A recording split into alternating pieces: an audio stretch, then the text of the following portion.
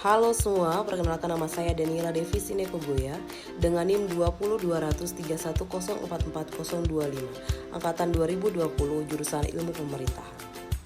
Baik, pertanyaan yang pertama, jelaskan tujuan dan manfaat mempelajari mata kuliah perencanaan wilayah dan kota. Jawabannya, yang pertama mempercepat pembangunan, kedua rencana pembangunan sarana prasarana, ketiga pemanfaatan lahan dengan baik, keempat membentuk perilaku manusia. Pertanyaan nomor 2, jelaskan definisi perencanaan dari sederhana sampai yang rumit.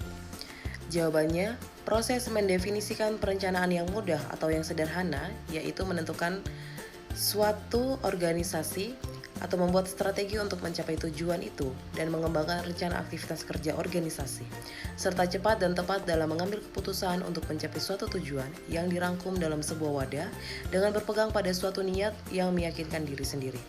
Proses mendefinisikan perencanaan yang rumit, yaitu segala hambatan diidentifikasi untuk mengukur kemampuan organisasi dalam mencapai tujuannya. Oleh karena itu, perlu diketahui faktor-faktor lingkungan intern dan ekstern yang dapat membantu organisasi mencapai tujuannya atau yang mungkin menimbulkan masalah. Pertanyaan nomor 3, jelaskan jenis-jenis wilayah berdasarkan pandangan Glasson dan pandangan Anevia. Pandangan Glasson menyatakan bahwa wilayah dapat dibedakan berdasarkan kondisi atau berdasarkan fungsinya. Berdasarkan kondisinya, wilayah dapat dikelompokkan atas keseragaman isi homogeneity. Misalnya, wilayah perkebunan, wilayah peternakan, wilayah industri, dan sebagainya. Sedangkan berdasarkan fungsi suatu wilayah dapat dibedakan misalnya kota dengan wilayah di belakangnya, lokasi produksi dengan wilayah pemasarannya, susunan orde perkotaan, jenjang hierarki, jalur transportasi, dan sebagainya. Menurut Hanafiya tahun 1982, wilayah dapat pula dibedakan atas konsep absolut dan konsep relatif.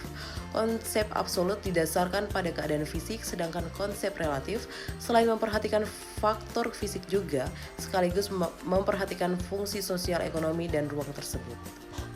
Pertanyaan nomor 4, jelaskan jenis-jenis kota dan cangkupannya. Yang pertama ada megapolitan. Kota megapolitan adalah contoh kota cangkupannya, yaitu meliputi Jakarta, Bogor, Depok, Tangerang, dan Bekasi.